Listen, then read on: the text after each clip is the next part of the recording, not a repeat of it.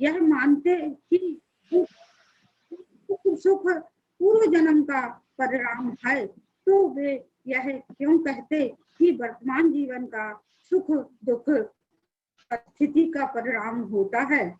16वां, पूर्व कर्म सुख दुख का कारण होते हैं का सिद्धांत शुद्ध ब्राह्मणी सिद्धांत है। पूर्व कर्म का वर्तमान जीवन पर प्रभाव पड़े, इसका ब्राह्मणी आत्मा के सिद्धांत से पूर्णतः मेल बैठता है, क्योंकि वे मानते हैं कि कर्म का आत्मा पर प्रभाव पड़ता है, लेकिन बुद्ध धर्म के अनात्मवाद से इसका किसी भी तरह मेल नहीं बैठ सकता। 17वां, लगता है कि यह सारा का सारा बाद के बौद्ध धर्म के प्रक्षिप्त कर दिया गया है, या तो किसी ऐसे जो बौद्ध धर्म के हिंदू धर्म सदृश ही बनाना चाहता था, या किसी ऐसे द्वारा जो यथार्थ बुद्ध धर्म से अपरिचित था। 18, यह एक कारण है जिससे यह मानना चाहिए कि बुद्ध ने कभी इस सिद्धांत की देशना नहीं।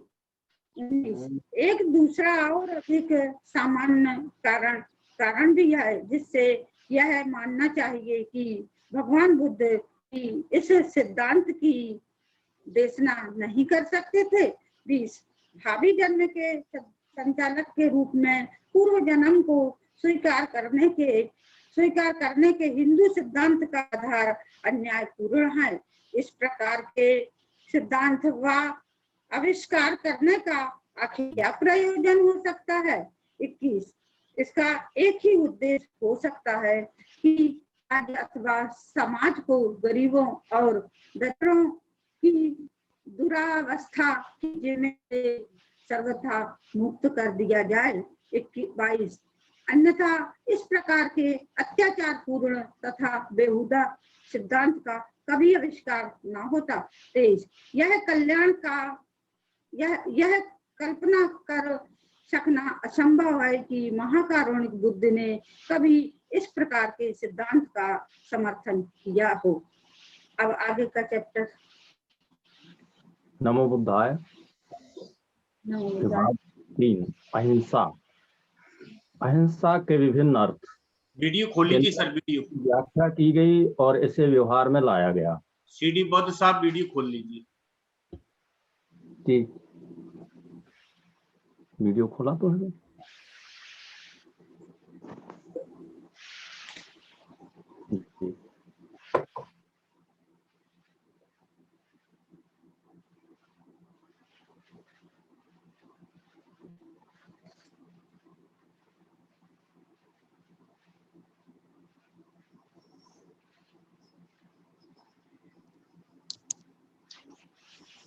हेलो, दोनों ऑडियो वीडियो दोनों बंद हो गए हैं।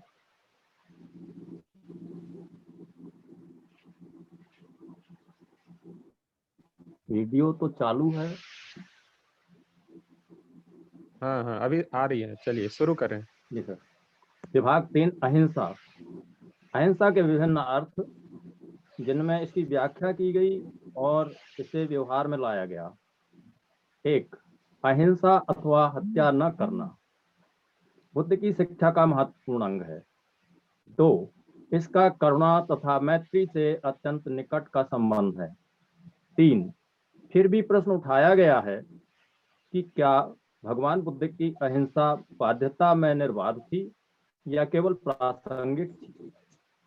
क्या यह केवल एक सिद्धांत मात्र थी अथवा एक नियम थी? जो लोग भगवान बुद्ध के उपदेशों को स्वीकार करते हैं वे अहिंसा को नैतिक बाध्यता के में निर्बाध बंधन के रूप में स्वीकार करने में कठिनाई अनुभव करते हैं। उनका कहना है कि अहिंसा की ऐसी परिभाषा में बुराई के लिए अच्छाई का त्याग हो जाता है अथवा दुर्गुण के लिए सद्गुण का त्याग हो जाता है। 5, इस प्रश्न को स्पष्ट करने की जरूरत है। कोई अन्य ऐसा विषय नहीं है जिसमें इतना भ्रम पैदा होता हो कि जितना कि अहिंसा के विषय। 6, बौद्ध देशों के लोगों ने अहिंसा को किस रूप में समझा है? और किस प्रकार से इसे व्यवहार में लाए। यह एक महत्वपूर्ण प्रश्न है जिस पर अवश्य विचार किया जाना चाहिए। 8 सिंघल देश के भिक्षु स्वयं लड़े और उन्होंने लोगों को विदेशी आक्रमणकारियों के विरुद्ध लड़ने को भी कहा। 9 दूसरी ओर म्यांमार बर्मा के भिक्षुओं ने विदेशी आक्रमणकारियों के विरुद्ध लड़ने से इनकार कर दिया और बर्मा के लोगों को भी नहीं लड़ने को कहा। 10 बर्मा के लोग अंडा खा लेते हैं लेकिन मछली नहीं। 11 अहिंसा इसी प्रकार समझी जाती है और व्यवहार में लाई जाती है। 12 कुछ समय पूर्व जर्मन बौद्ध समिति ने एक प्रस्ताव पारित किया जिसके अनुसार उन्होंने अहिंसा से संबंधित प्रथम शील को छोड़कर शेष सभी शीलों का पालन करना स्वीकार किया। 13 अहिंसा के सिद्धांत को लेकर ऐसी ही स्थिति है। तो अहिंसा का अर्थ, अहिंसा का क्या अर्थ है? भगवान बुद्ध ने कहीं भी अहिंसा की परिभाषा नहीं की। वास्तव में यदि कहीं कहा है तो उन्होंने बहुत ही कम अवसरों पर सुस्पष्ट भाषा में इस विषय की चर्चा की है। 3 इसलिए परिस्थिति जन्य साक्ष्य की दृष्टि से भगवान बुद्ध के अभिप्राय को बताया जाना आवश्यक है। 4 इस विषय में पहला परिस्थिति जन्य साक्ष्य यह है कि भिक्षा के रूप में यदि मांस भी दिया जाए तो भगवान बुद्ध को मांस ग्रहण करने में कोई आपत्ति नहीं थी। 5 यदि भिक्षु किसी भी प्रकार से भी किसी जानवर की हत्या से संबंधित नहीं है तो वह भिक्षा में प्राप्त मांस ग्रहण कर सकता है। 6 भगवान बुद्ध ने देवदत्त के प्रस्ताव को अस्वीकार कर दिया जो चाहता था कि भिक्षा में दिए जाने पर भी भिक्षु मांसाहार ग्रहण न करें। 7 इस विषय में एक और साक्ष्य यह है कि वह केवल यज्ञों में ही पशु बलि के विरोधी थे, यह उन्होंने स्वयं कहा है। 8 अहिंसा परमो धर्म एक चरम सिद्धांत है, यह एक जैन सिद्धांत है, बौद्ध सिद्धांत नहीं। 9 एक और साक्ष्य है जो परिस्थितिजन्य साक्ष्य की अपेक्षा सीधा साक्ष्य है और जो अधिकांशतः अहिंसा की परिभाषा ही है। उन्होंने कहा है सबसे मैत्री करो ताकि तुम्हें किसी प्राण को मारने की इच्छा ही न हो। यह अहिंसा के सिद्धांत को बताने का एक सकारात्मक ढंग है। 10 इससे ऐसा लगता है कि अहिंसा का बौद्ध सिद्धांत यह नहीं कहता कि मारो नहीं, यह कहता है कि सभी प्राणियों से मैत्री रखो। 11 उक्त कथनों के प्रकाश में स्पष्ट रूप से यह समझ पाना सरल है कि अहिंसा से भगवान बुद्ध का क्या अभिप्राय था। 12 यह एकदम स्पष्ट है कि भगवान बुद्ध का अभिप्राय जीव हत्या करने की इच्छा और जीव हत्या करने की आवश्यकता में भेद करना था। 13 जहां जीव हत्या करने की जरूरत थी वहां उन्होंने जीव हत्या करने का निषेध नहीं किया। 14 जहां केवल जीव हत्या की इच्छा के अतिरिक्त और कुछ नहीं था वहां उन्होंने जीव हत्या का निषेध किया। 15 इस तरह समझ लेने पर अहिंसा के बौद्ध सिद्धांत में कुछ भ्रामक नहीं।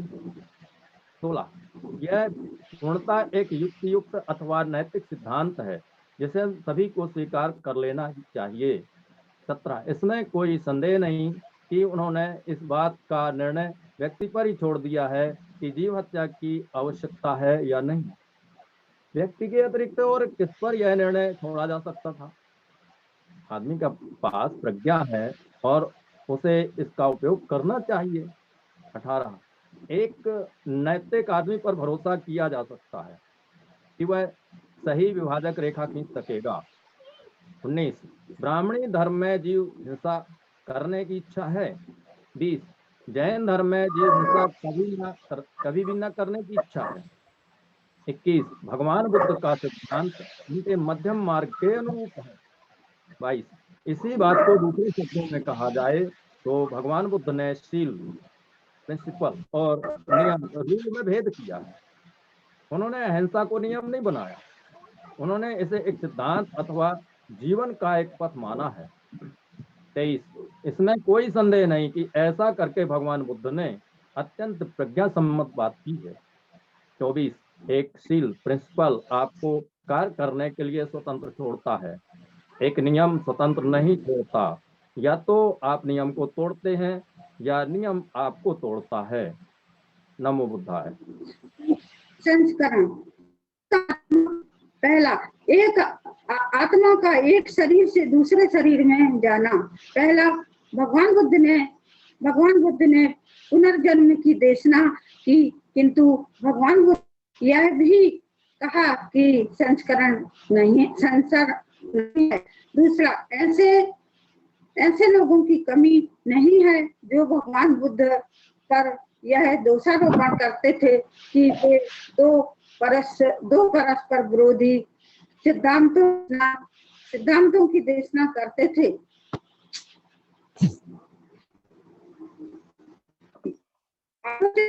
प्रश्न करते थे, संस्करण के पुनर्जन्म हो ही कैसे सकता है। चौथा, वे कहते थे कि यह बिना संस्करण के पुनर्जन्म की बात की है, भला क्या कभी यह संभव है। पांचवा, इसमें कभी कुछ भी विरोध नहीं है, बिना संस्करण के पुनर्जन्म हो सकता है। छठवां, राजा मिलिंद के प्रश्नों के उत्तर में भदंत नागसेन ने अपने अच्छी तरह समझा दिया। सातवां, बैक्टीरिया नरेश मिलिंद ने स्थविर नागसेन से प्रश्न किया, क्या भगवान बुद्ध पुनर्जन्म संस्करण मानते थे। आठवां, स्थविर नागसेन का उत्तर था हाँ। नौ, तो क्या इसमें परस्पर विरोध नहीं है। 10वां, नागसेन नहीं। 11वां, क्या बिना आत्मा के पुनर्जन्म संभव है। 12वां, स्थविर नागसेन बोले हाँ, ऐसा निश्चित रूप से हो सकता है। 13वां, कृपया समझाइए कि यह कैसे हो सकता है। 14वां बोला, नागसेन, जहाँ संस्करण नहीं है क्या वहाँ पुनर्जन्म हो सकता है। हाँ, हो सकता है। 16, लेकिन कैसे हो सकता है, मुझे एक उदाहरण देकर समझाइए। 17, यदि एक आदमी एक दीपक से दूसरा दीपक जलाए तो क्या यह कहा जाएगा कि एक का संस्करण दूसरी जगह हो गया। 18, निश्चित रूप से नहीं। 19, राजन, इसी प्रकार बिना संस्करण के पुनर्जन्म होता है। 20, मुझे एक और उदाहरण दें। 21, महाराज, क्या आपको छंद कविता का याद है जो आपने बचपन में अपने आचार्य से सीखा हो। 22, हाँ, मुझे याद। 23, तो क्या वह छंद आपके आचार्य के मुख से निकलकर आपके मुंह में आया। 24, निश्चित रूप से नहीं। 25, राजन, इसी प्रकार बिना संस्करण के पुनर्जन्म होता है। 26, नागसेन, बहुत अच्छा। 27, राजा बोला, नागसेन, क्या आत्मा जैसी कोई चीज है। 28, यथार्थ दृष्टि से सोचा जाए तो आत्मा जैसी कोई वस्तु नहीं है। 29, नागसेन, बहुत अच्छा, बहुत अच्छा। 9 होता है। विभाग 5, भ्रम के कारण।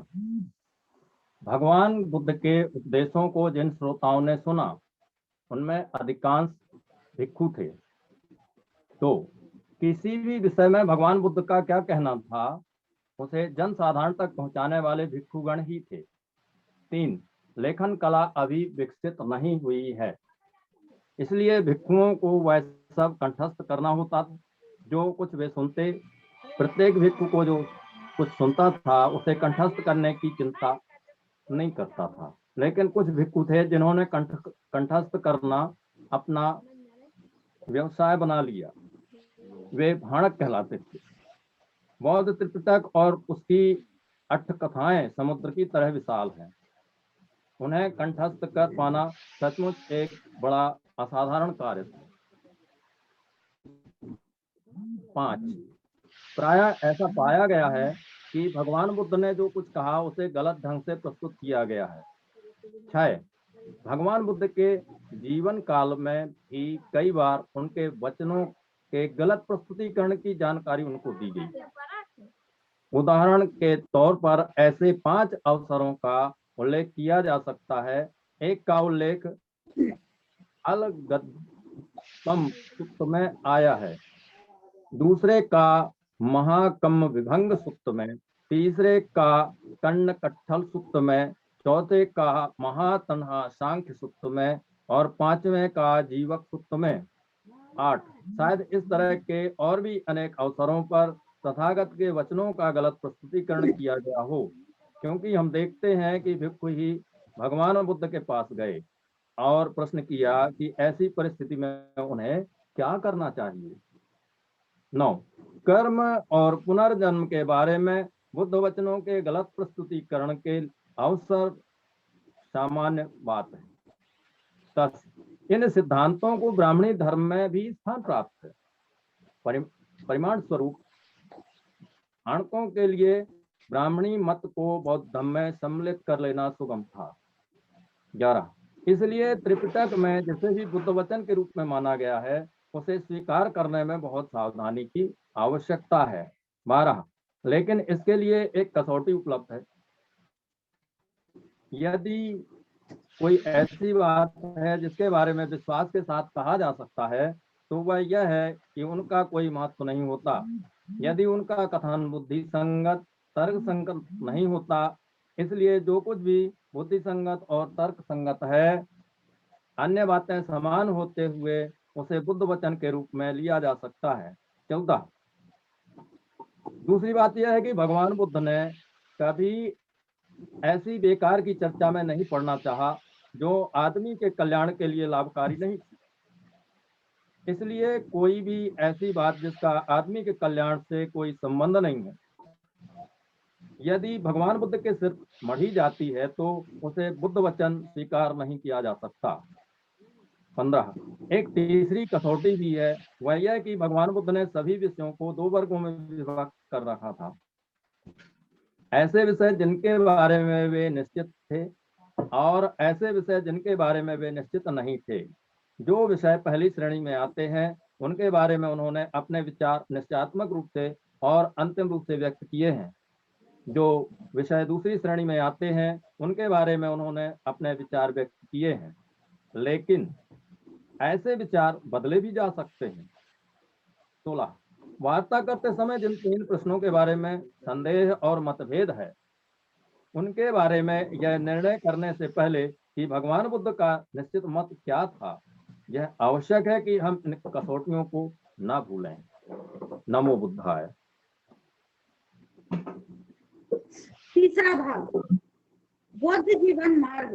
पहला शुभ कर्म अशुभ कर्म तथा पाप, दूसरा लोभ और तृष्णा, तीसरा क्लेश और दोष, चौथा क्रोध और शत्रुता, पांचवा मानव मन और मन के मेल, छठा अपना आप और आत्म विजय, सातवां बुद्धि न्यास और संगति, आठवां चित्त की जागरूकता और एकाग्रता, नौवां अप्रमाद और वीर्य, 10 दुख और सुख, दान तथा दया, 11वां ढोंग, 12वां सम्यक मार्ग का अनुसरण, 13वां सद्धर्म के साथ मिथ्या धर्म को मत मिलाओ, पहला शुभ कर्म और अशुभ कर्म तथा पाप।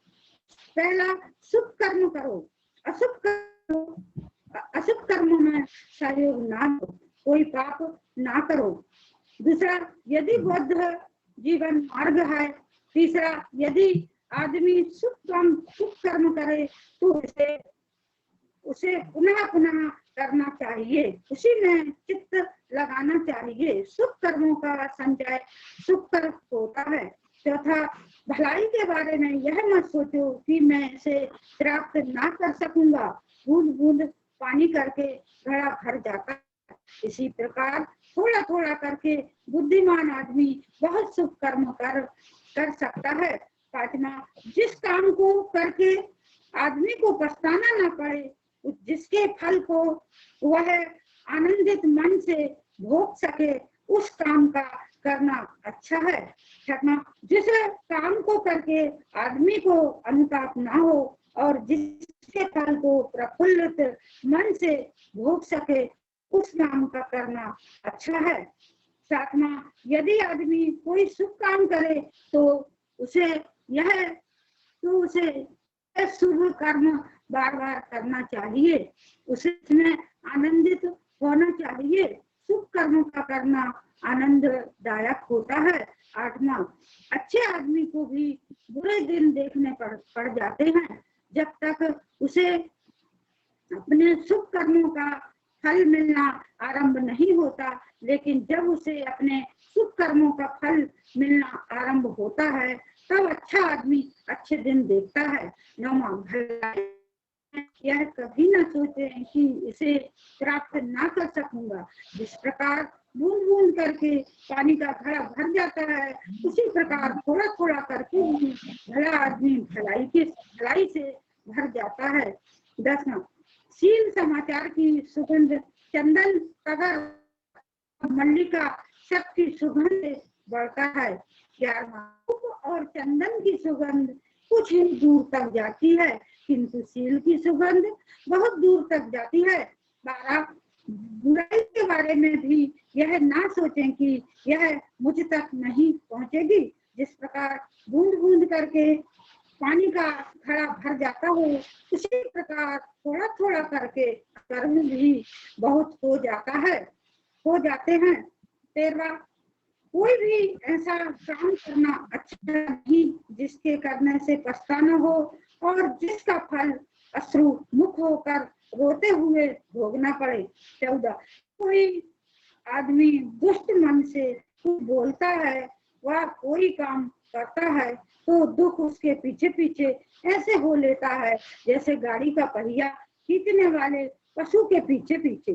15वां, पाप कर्म ना करें, अप्रमाद से ना रहें, मिथ्या दृष्टि ना रखें। 16, शुभ कर्मों को अप्रमादी हो, बुरे विचारों का दमन करे। जो कोई शुभ कर्म करने में ढील करता है उसका मन पाप में रमण करने लगता है। 17, जो काम का करने के बाद पछताना पड़े उसका करना अच्छा नहीं, जिसका फल अश्रुमुख होकर सेवन करना।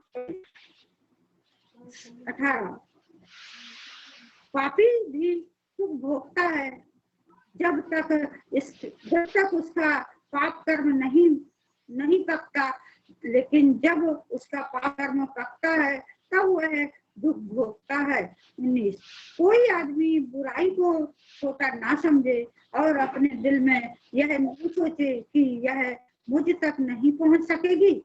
पानी की बूंदों के गिरने से एक पानी का घड़ा भर जाता है, इसी प्रकार थोड़ा थोड़ा पाप कर्म करने से भी मूर्ख आदमी पाप से भर जाता है। 20वां, आदमी को शुभ कार्य कर्म करने में जल्दी करनी चाहिए और मन को बुराई से दूर रखना चाहिए। यदि आदमी शुभ कर्म में ढील करता है तो उसका मन पाप में रमण करने लग जाता है। 21, यदि एक आदमी पाप करे तो उसे बार बार ना करे, वह पाप में आनंद ना माने, पाप इकट्ठा होकर दुख देता है। 22, कुशल कर्म करें, अकुशल कर्म ना करें, कुशल कर्म करने वाला इस लोक में सुख पूर्वक रहता है। 23, कामुकता से दुख पैदा होता है, कामुकता से भय पैदा होता है। जो कामुकता से एकदम मुक्त है उसे ना दुख है ना भय है। 24, भूख सबसे बड़ा रोग है, संसार सबसे बड़ा दुख है। जो यथार्थ बात को जान लेता है उसके लिए निर्वाण सबसे बड़ा सुख है। 25, स्वयं उत्पन्न तथा स्वयं पोषित पाप कर्म करने वाले को ऐसे ही पीस डालता है जैसे वज्र मूल्यवान मणि को। 26, जो आदमी अत्यंत दुश्शील होता है वह अपने आप को उस स्थिति में पहुंचा देता है जहां उसका शत्रु उसे चाहता है। ठीक उस वैसे ही जैसे आकाश बेल उस वृक्ष को जिसे वह घेरे रहती है। 27 अकुशल कर्म तथा अहित कर कर्म करना आसान है, कुशल कर्म तथा हित कर कर्म बहुत कठिन है।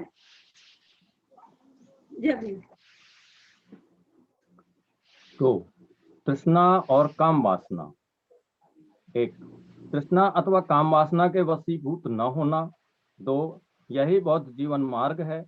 3 धन की वर्षा होने से भी आदमी की कामना की पूर्ति नहीं होती। बुद्धिमान आदमी ठीक प्रकार जानता है कि कामनाओं की पूर्ति का न होना कष्टदायक है। वह दिव्य काम भोगों में भी आनंद नहीं लेता। तृष्णा के छाय में ही उसका सुख होता है। वह सम्यक संबुद्ध का श्रावक होता है। 5 तृष्णा से शोक पैदा होता है, तृष्णा से भय पैदा होता है। तो जो तृष्णा से मुक्त है उसके लिए ना शोक है ना भय है। तृष्णा से दुख की उत्पत्ति होती है, तृष्णा से ही भय उत्पन्न होता है। जो व्यक्ति तृष्णा से पूर्णतः मुक्त है उसके लिए न दुख है न भय है। 7 जीवन के यथार्थ उद्देश्य को भूलकर जो मिथ्याभिमान में लिप्त होता है वही कुछ समय बाद ध्यान करने वाले से ईर्ष्या करने लगता है। 8 आदमी को किसी भी वस्तु के प्रति आसक्ति नहीं होनी चाहिए। वस्तु विशेष की हानि से दुख होता है। जिन्हें न किसी से प्रेम है और न घृणा है वे बंधन मुक्त हैं। 9 काम भोग से दुख पैदा होता है, काम भोग से भय पैदा होता है। जो काम भोग से मुक्त है उसे न दुख है और न भय है। 10 आसक्ति से दुख पैदा होता है, आसक्ति से भय पैदा होता है। जो आसक्ति से मुक्त है उसे न दुख है और न भय है। 11 काम वासना से दुख पैदा होता है, काम वासना से भय पैदा होता है। जो काम वासना से मुक्त है उसे न दुख है और न भय है। 12 लोभ से दुख पैदा होता है, लोभ से भय पैदा होता है। जो लोभ से मुक्त है उसे न दुख है और न भय है। 13 जो शीलवान है, जो प्रज्ञावान है, जो न्यायप्रिय है, जो सत्यवादी है तथा जो अपने कर्तव्य को पूरा करता है उससे सभी प्यार करते हैं।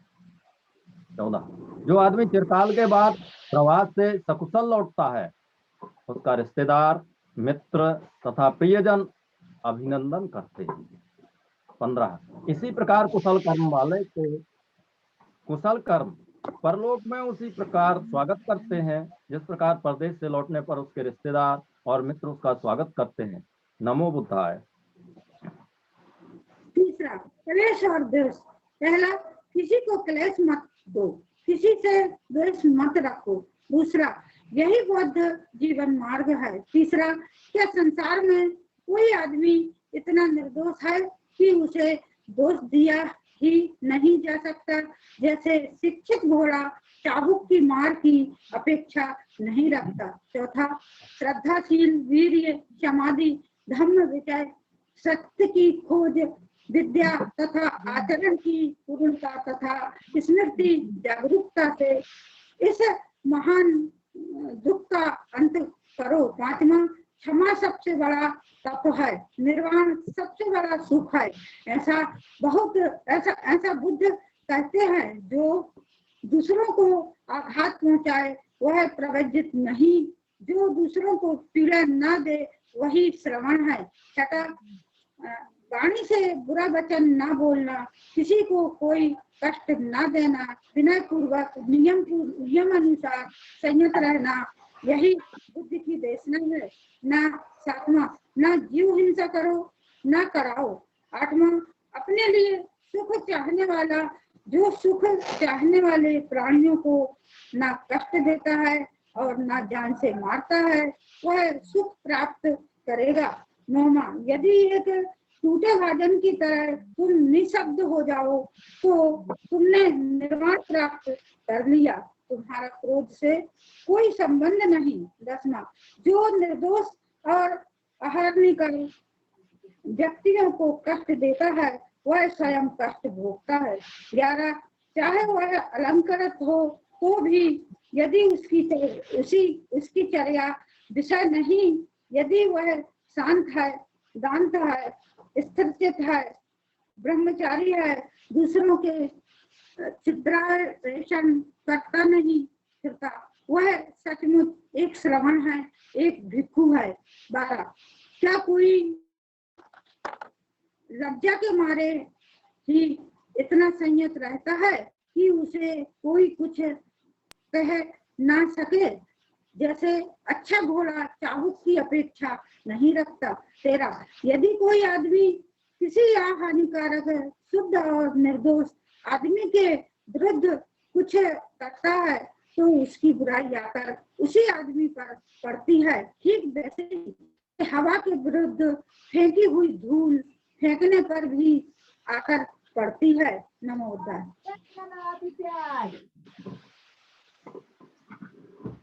4, क्रोध और शत्रुता। 1, क्रोध मत करो, शत्रुता को भूल जाओ, अपने शत्रुओं को मैत्री से जीतो। 2, यही बौद्ध जीवन मार्ग है। 3, क्रोधाग्नि शांत की जानी चाहिए। 4, जो यही सोचता रहता है उसने मुझे गाली दी, उसने मेरे साथ बुरा व्यवहार किया, उसने मुझे हरा दिया, उसने मुझे लूट लिया, उसका वैर कभी शांत नहीं होता। 5, जो ऐसे विचार नहीं रखता उसी का वैर शांत होता है। 6, शत्रु तो शत्रु की हानि करता है और घृणा करने वाला घृणा करने वाले की, लेकिन अंत में यह किसकी हानि होती है। 7, आदमी क्रोध को अक्रोध से जीते, बुराई को भलाई से जीते, लोभी को उदारता से जीते और झूठे को सच्चाई से जीते। 8, सत्य बोले, क्रोध ना करे, थोड़ा होने पर भी दे। 9, क्रोध का त्याग करे, अभिमान को छोड़ दे, सब बंधनों को तोड़ दे। जो आदमी नाम रूप में आसक्त नहीं है, जो किसी भी चीज को अपना नहीं समझता, उसे कोई कष्ट नहीं होता। 10, जो चढ़े क्रोध को भ्रमण करते रथ की भांति पकड़ ले, उसे मैं सारथी कहता हूँ। दूसरे लोग तो लगाम थामने वाले मात्र हैं। 11, ये तो वैध को उत्पन्न करती है और पराजित आदमी दुख की नींद सोता है। राग आदि दोष जिसके शांत हैं, वह आदमी जय पराजय को छोड़कर सुख की नींद सोता है। 12, कामाग्नि के समान आग नहीं, घृणा के समान दुर्भाव नहीं, स्कंधों के समान दुख नहीं, निर्वाण से बढ़कर सुख नहीं। 13, वैर से वैर कभी भी शांत नहीं होता, प्रेम से ही वैर शांत होता है, यही सनातन नियम है। नमो बुद्धाय। 5वां, मानव मन और मन के मेल। पहला, आदमी वही कुछ होता है जो कुछ उसका मन उसको बना देता है। दूसरा, तन्मार्ग पर आगे बढ़ने के लिए मन की साधना पहला कदम है। तीसरा, बौद्ध जीवन मार्ग में यह मुख्य शिक्षा है। चौथा, हर बात में मन ही पूर्वगामी है, मन ही मुख्य है। 5वां, यदि कोई आदमी दुष्ट मन से कुछ बोलता है या करता है तो दुख उसके पीछे पीछे ऐसे हो लेता है जैसे गाड़ी के पहिए गाड़ी खींचने वाले पशु के पीछे पीछे। 6वां, यदि आदमी स्वच्छ मन से कुछ बोलता है या करता है तो सुख उसके पीछे पीछे ऐसे हो लेता है जैसे कभी साथ न छोड़ने वाली छाया आदमी के पीछे पीछे। 7वां, इसी चंचल अस्थिर निर्वाय मन को मेघावी आदमी ऐसे ही सीधा करता है जैसे बाण बनाने वाला बाण को जिस प्रकार पानी से बाहर स्थल पर फेंकी हुई मछली तड़पती है, उसी प्रकार मार के बंधन से मुक्त होता हुआ यह मन तड़पता है। 9वां, जिसे काबू में रखना कठिन है, जो चंचल है, जो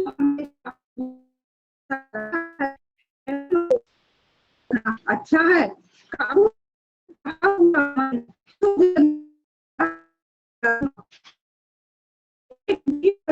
परिश्रम करो, जब तुम्हारे चित्त मनों का नाश हो जाएगा, तुम निर्दोष हो जाओगे, तो तुम दिव्य भूमि में प्राप्त होगे। 11वां, जिस प्रकार सुनार क्षण क्षण करके, थोड़ा थोड़ा करके चांदी के मैल को दूर कर देता है, उसी प्रकार तो बुद्धिमान आदमी को चाहिए कि क्षण क्षण करके, थोड़ा थोड़ा करके अपने चित्त के मैल को दूर करे। 12, जिस प्रकार लोहे से उत्पन्न हुआ मोर्चा लोहे को ही खा जाता है, उसी प्रकार पापी के अपने कर्म को दुर्गति तक ले जाते हैं। 13, लेकिन सब मलों में भी बढ़कर मल है अविद्या। हे भिक्षुओं, इस मल का त्याग कर निर्मल हो जाओ। 14, जो आदमी कौवे की तरह निर्लज्ज है, शरारती है, दुस्साहसी है, दुष्ट, उसके लिए जीवन सुकर है। 15, लेकिन जो आदमी विनम्र है, सदैव पवित्रता की खोज में रहता है, अनासक्त है, शांत है, निर्मल है, बुद्धि मुक्त है, ऐसे आदमी के लिए जीवन सुखकर नहीं होता। 16 और 17, जो आदमी जीव हिंसा करता है, जो झूठ बोलता है, जो चोरी करता है, जो पर स्त्री गमन करता है, जो आदमी शराब आदि नशीली चीजें पीता है, वह यही इसी संसार में अपनी कब्र अपने आप खोदता है। 18, ये आदमी इस बात को जान ले कि असंयत की हालत अच्छी नहीं रहती, सावधान रहा कि लोभ और पाप कर्म तुम्हें चिरकाल तक दुख में ही ना डाले रहे। 19, संसार किसी को कुछ देता है तो या तो श्रद्धा से देता है या खुशी से देता है। यदि आदमी दूसरे को मिलने वाले पानी या भोजन को देखकर जलता है, तो उसको ना दिन ना शांति मिलती है और ना रात को। 20, जिसके मन में ऐसी भावना नहीं रही, जड़ मूल से जाती रही, वह दिन को भी शांति से रहता है और रात को भी शांति से रहता है। 21, राग के समान आग नहीं और लोभ के समान क्रोध नहीं, बाढ़ नहीं। 22, दूसरों के दोष आसानी से दिखाई देते हैं। अपने कठिनाई से आदमी दूसरों के दोषों को तो भूस के तरह उड़ाता है, किंतु अपने दोषों को तो वैसे ही छुपाता है जैसे दुष्ट जुआनी गोटी को।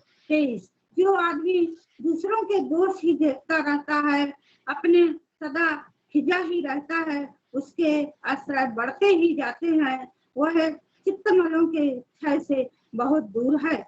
24, सभी पापों से बचो, कुशल कर्म करो, अपने विचारों को शुद्ध रखो, यही बुद्ध की शिक्षा है। नमो बुद्धाय।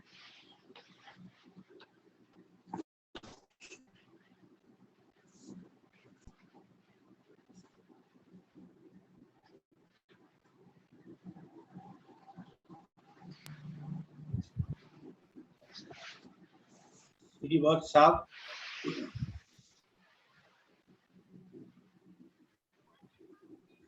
दीदी मोदी जी शायद जुड़ी नहीं है, एक और आप ही पढ़ देता है। जी। 6, अपना आप और आत्म विजय। पहला, यदि अपना आप है तो आदमी को आत्म विजय होना चाहिए। दूसरा, यदि बौद्ध जीवन मार्ग है। तीसरा, आदमी का अपना आप ही उसका मालिक है, दूसरा कौन मालिक हो सकता है।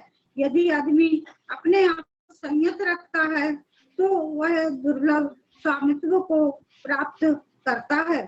चौथा, जो मूर्ख अहर्तों के, आर्यों के अथवा शीलवानों के शासन को उपेक्षा की दृष्टि से देखता है और झूठे सिद्धांतों का अनुसरण करता है, तो जिस प्रकार काष्ठवास के फल उसके अपने विनाश का ही कारण बनते हैं, उसी प्रकार उस आदमी के कर्म उसके अपने विनाश का ही कारण बनते हैं। 5वां, आदमी अपने आप ही पाप कर्म करता है, अपने आप ही उससे मैला होता है, अपने आप ही पाप कर्म से व्रत रहता है, अपने आप ही उससे शुद्ध होता है।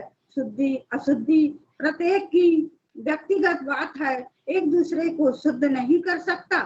छठा, जो सुंदर ही सुंदर देखता रहता है, जो इंद्रियों में असंयत है, जो भाजन में मात्रज्ञ नहीं है, जो शिथिल होता है और जो हीन वीर्य होता है, उस आदमी को उसके अपने असंयत कर्म ही ऐसे पछाड़ देते हैं जैसे वायु दुर्बल पेड़ को। सातवां, जो सुंदर ही सुंदर नहीं देखता रहता, जिसकी इंद्रिय संयत है, जो भोजन में मात्रज्ञ है, जो श्रद्धावान है तथा जो वीरवान है, वह उसी प्रकार पछाड़ नहीं खा सकता जैसे वायु से पर्वत। आठवां, यदि आदमी को अपना आप दिया है तो उसे अपने आप पर कड़ी नजर रखनी चाहिए। सबसे पहले अपने आप को ही ठीक मार्ग पर लगाएं, तब दूसरों को उपदेश दें। बुद्धिमान आदमी को चाहिए कि कोई ऐसा असर ना दे कि दूसरे ही उसे कुछ कह सुन सके। 10वां, अपने आप को ही काबू में रखना कठिन है। यदि आदमी जैसा उपदेश दूसरों को देता है स्वयं उसके अनुसार चले तो वह दूसरों को काबू में रख सकता है, अपना आप ही काबू में रखना कठिन है। 11, आदमी स्वयं पाप करता है और स्वयं भोगता है, स्वयं ही पाप से व्रत रहता है और स्वयं ही परिशुद्ध होता है। शुद्धि और अशुद्धि दोनों ही व्यक्तिगत है, कोई एक किसी दूसरे को परिशुद्ध नहीं कर सकता। 12, एक आदमी युद्ध में हजारों लाखों को जीत ले, एक आदमी अपने आप को जीत ले, वही सच्चा संग्राम विजय है। 13, यदि आदमी जैसे उपदेश दूसरों को देता है स्वयं उसके अनुसार चले तो वह दूसरों को काबू में रख सकता है, अपना आप ही काबू में रखना कठिन है। 14, निश्चय से आदमी आप अपना है, दूसरा कौन रक्षक हो सकता है। यदि आदमी आप अपनी रक्षा करता है तो वह ऐसे रक्षक को प्राप्त करता है जिसके समान रक्षक नमो बुद्धाय। आज का यही समापन किया जाता है। शेष समय अध्यक्ष जी का उद्बोधन रहेगा। संचालक जी बहुत बहुत साधुवाद हमारी उपासिका ताई रजनी ताई जी और हमारे सीडी बौद्ध जी के द्वारा आज का बुद्ध और उनका धम्म का बहुत ही बेहतर तरीके से प्रबोधन वाचन किया गया। आज के आइए मैं कार्यक्रम की अध्यक्षता कर रहे परम आदरणीय माननीय घनश्याम बाबू जी से निवेदन करूंगा कि आप अपना अध्यक्षीय प्रबोधन जुड़े हुए साथियों के समक्ष रखेंगे। आदरणीय घनश्याम बाबू जी। सभी को जय भीम नमो बुद्धाय। जय भीम नमो बुद्धाय। ये जो वाचन करता है आदरणीय रजनी नगरारे एवं सीडी बौद्ध, इन्होंने बहुत ही अच्छा वाचन किया, उसमें कोई सच्ची बात नहीं है और ऐसे लगा कि जो उसमें वाचन के साथ एक्सप्लेनेशन भी उसमें होता जा रहा है, ऐसा मैं समझता हूँ। इसमें एक बात बहुत अच्छी आई है अहिंसा के ऊपर। तो अहिंसा जैसे हिंदू धर्म में नहीं है, हिंदू धर्म में हिंसा से जुड़ा है और जैन धर्म में अहिंसा है, परंतु भगवान बुद्ध ने जो है मध्यम मार्ग जो बताया तो उसमें ऐसा है कि अहिंसा से बचना, परंतु अगर अपने ऊपर कोई वार करता है तो उस वक्त अपने बचाव के लिए अगर आपको शस्त्र उठाना पड़े तो अपने बचाव के लिए इस तरीके से इस पर ज्यादा बहस होती है और कृष्णा के ऊपर जो है बहुत ही अच्छा इसमें उद्बोधन है, आदमी को समझना चाहिए। इसमें पंचशील का पूरा आ गया है कि मनुष्य को अपने शरीर की पवित्रता बनाए रखना, वाणी की पवित्रता बनाए रखना और चित्र की पवित्रता बनाए रखना, ये इसमें सभी आ गया है। तो बहुत बहुत धन्यवाद दोनों उद्बोधनकर्ताओं को, सभी को जय भीम, नमो बुद्धाय। बहुत बहुत साधुवाद माननीय घनश्याम बाबू जी, आपका अध्यक्षीय प्रबोधन बहुत ही अच्छा रहा। विषय को आपने पुनः जो है स्मरण कराया बुद्ध और उनका धर्म का। आइए मैं हमारे राष्ट्रीय अध्यक्ष हमारे साथ हैं, संक्षिप्त उद्बोधन के लिए माननीय धर्मप्रकाश भारती साहब को आमंत्रित करूंगा कि आप आए और आभार प्रकट स्वरूप करते हुए जुड़े हुए साथियों को संबोधित करें। परम आदरणीय माननीय अध्यक्ष महोदय। तथागत गौतम बुद्ध को नमन, समस्त महापुरुषों को नमन। बहुत बहुत आभार आदरणीय रजनी ताई जी का, जिन्होंने आज पहली बार बुद्ध और उनके धम्म का वाचन ऑन जूम पर किया है, ऑनलाइन। बहुत बहुत धन्यवाद हमारे शिरडी बौद्ध साहब का, मैं उनका बहुत बहुत धन्यवाद करना चाहता हूँ। आदरणीय आज की अध्यक्षता कर रहे हमारे जीएस बौद्ध बाबू जी, उनका धन्यवाद। संचालक अशोक सोनवानी जी का भी बहुत बहुत धन्यवाद और हमारे राष्ट्रीय कार्यकारी अध्यक्ष माननीय बादल सिंह बौद्ध साहब का भी धन्यवाद। और इस पुण्य वाचन में पूरे देश भर से जितने लोग जुड़े हैं सभी का बहुत बहुत आभार, बहुत बहुत धन्यवाद। बस मैं यही निवेदन करना चाहूंगा कि ये बाबा साहब डॉक्टर अम्बेडकर की हमें जीवन के अंतिम समय में उन्होंने बुद्ध और उनका धम्म धार्मिक ग्रंथ हमको लिख कर दिया है। इसको हमें ज्यादा से ज्यादा पढ़ना है और ज्यादा से ज्यादा हमें पढ़ाना है। और हमारा जो बुद्ध धम्म का आधार है वो बुद्ध और उनका धम्म ही हमारा आधार है, ये हमें मानना है। और आज बुधवार है, सब लोग अपने अपने घरों में खीर जरूर बनवाएं, चाहे बहुत थोड़ी थोड़ी बनवाएं लेकिन जरूर बनवाएं। खीर का प्रचलन हम लोग शुरू करें, ये कहते हुए मैं अपनी वाणी को यहीं विराम देता हूँ। और सभी साथियों का, जितने साथी जुड़े सबका पुनः एक बार फिर बहुत बहुत आभार, बहुत बहुत धन्यवाद। नमो बुद्धाय, जय। बहुत बहुत साधुवाद। आइए हम 1 मिनट का मेरा प्रस्ताव है। ओके। आज की जो संख्या देखी उसमें छत्तीसगढ़ से अखिलेश सोनवानी जी वोट नहीं डाल पाए और सुन रहा है। यूपी से भी मात्र 9 साथियों ने वोटिंग की है। मैं चाहता हूं कि शुक्रवार को शाम 7:30 से 8:30 बजे तक 1 घंटे की आपस में वैसी चर्चा के लिए एक डिबेट रखी जाए कि साथियों को और कैसे बढ़ा जाए। शनिवार और रविवार के हमारे महत्वपूर्ण 2 वेबिनार रहेंगे, तो उनको ज्यादा से ज्यादा अच्छे समझाने के लिए शुक्रवार की 1 घंटे की चर्चा के लिए मैं माननीय राष्ट्रीय अध्यक्ष महोदय के सामने प्रस्ताव रखता हूँ। जय हिंद। जी जी, स्वीकृति करिए, बहुत अच्छा। ये संचालक जी। चलिए, बहुत बहुत साधुवाद। अच्छे विषय पर आपका सुझाव आया है, प्रस्ताव आया है और उस प्रस्ताव को हमारे माननीय अध्यक्ष महोदय ने अपनी स्वीकृति दी है।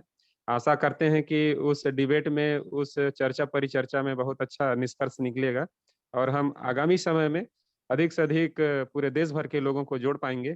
और संख्या बल ही है, मान्यवर साहब कांशीराम ने ही कहा था, उसे मैं इस परिप्रेक्ष्य में जोड़ रहा हूँ कि भाई जिसकी जितनी संख्या भारी उसकी उतनी हिस्सेदारी, तो यहाँ भी ये लागू होता है। तो आइए हम आज मंगल गाथा के साथ आज के कार्यक्रम का समापन करते हैं। सभी अपने अपने स्थान पर शुरू करेंगे। सभी साथी अपने माइक पुनः खोल लें। मैं जहाँ से अनुमति देता हूँ सबकी बंद हो जाती है, पुनः खोल लें सब अपने अपने माइक और सभी एक साथ आपस गाथा बोलेंगे। तपे सत्ता तपे हंतु जगे मिनो तपे भद्राणि